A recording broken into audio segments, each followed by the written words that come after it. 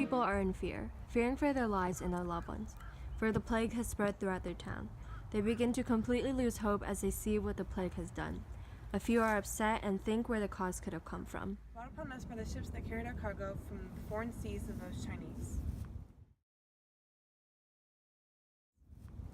Those filthy creatures, scurrying around my house and the streets. I reckon they carry those nasty fleas too. I'm living in constant fear, for I'm not sure if I will live tomorrow or the next. I'm awaiting my turn. What did we do to deserve this? I happened to see a patient in a nearby home. He had those lumps around his armpit. They're going to develop into black spots. The man's done for. He won't last 3 days. But if he's a lucky soul, maybe at least 4. The townspeople gather again, discussing about the consequences that the plague might burden them with. Their lives are more and more occupied by hauling their fellow neighbors into large pits to be buried. Sooner or later, they would be the victims. Today, my neighbor could be heard screaming in pain. I assume that'll be the last of him. Poor soul. Soon I'll carry him to the church. It has ravaged Europe for years now and put our development to a halt. I assume at this rate it will continue for many more centuries. It has already wiped out 30% of Europe's population. There are less people to tend to the fields, and the farmers are getting tired.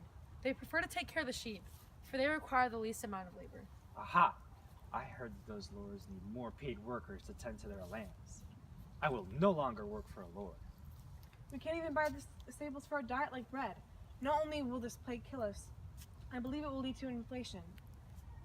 My poor family can't even afford the simplest of meals.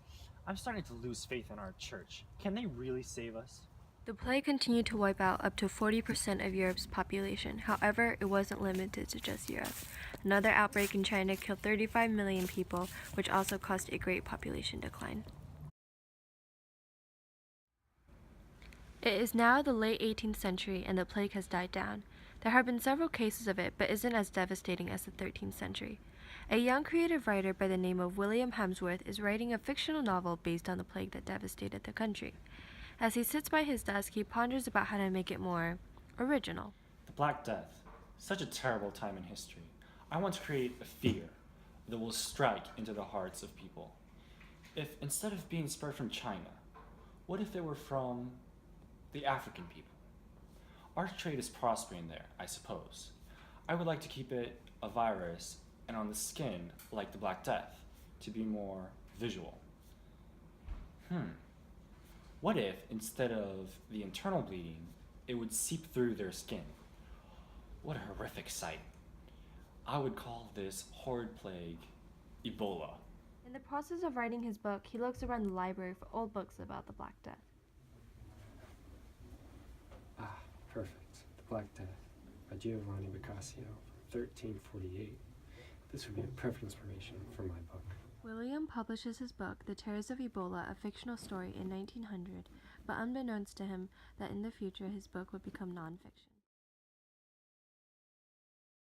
It is now September 30th, 2014, and the American citizens are gathered only to discover there is a new disease spreading, and it sounds just like the fictional disease described by William Hemsworth. Little do they know that the new disease is Ebola. After finding out that many people have died from this new virus, so-called Ebola, the citizens want to know the causes to avoid it. After long hours of studying the virus with her medical team, a doctor believes she may have found causes and how to prevent it. Everybody listen up. By studying this stubborn virus, I think I may have found some answers. What caused it? The first sightings were from Central Africa, and as it spread from an animal to a human, humans spread it to humans. Avoid contact with bats and primates because they're the known affected ones. The Fila verde from the genus Ebola virus is where specifically Ebola comes from. Many other citizens are in desperate need of treatment. The number of people traveling in and out of the U.S. is always crazy, and the chances of Ebola coming in are increasing. Yes, that is true. However, with the technological advancements we have, the virus is way easier to detect than the Black Death, which will help to make sure it isn't spreading at a rapid pace. The causes are from fluid contamination from two people, so avoid sharing needles and such. It then spreads through the bloodstream. Since the disease spreads through the blood, does that make the treatments more difficult? Yes and no. Treatments can be as simple as getting an IV or getting a breathing machine to help your flow of oxygen. If the case of Ebola is more complex, the treatment could be as difficult as a blood transfusion to remove the virus from your bloodstream. Are there any other ways we can prevent it?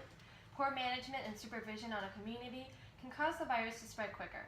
For example, in West Africa, many villages were overcrowded, and many people tended to not visit for medical checkups. Do not share drinks, needles, and refrain from crowded areas because even sweat can cause the spread. Now that we know all these different treatment and prevention options, what do we do? I report more to the research center and let them know what I have discovered about the virus.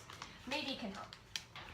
The doctor reports about her Ebola findings to the World Health Organization so that they can help the local community, and she then comes back to the town to further lecture about the consequences of Ebola if you don't follow the prevention methods. Ebola has already killed around 4,000 people in West Africa and has affected around 10,000 people. If you don't be careful, then the consequences will be first headaches and or muscle and throat pain. Then, as you all know, vomiting and bleeding excessively. Just because there's no cure doesn't mean it's fatal, right? The chances of death are quite high, around 50%, because it affects people so quickly and silently. The outbreak itself was quite sudden, and even if it has died down, we must still be careful and notify the other countries. So, what are the other further consequences of Ebola?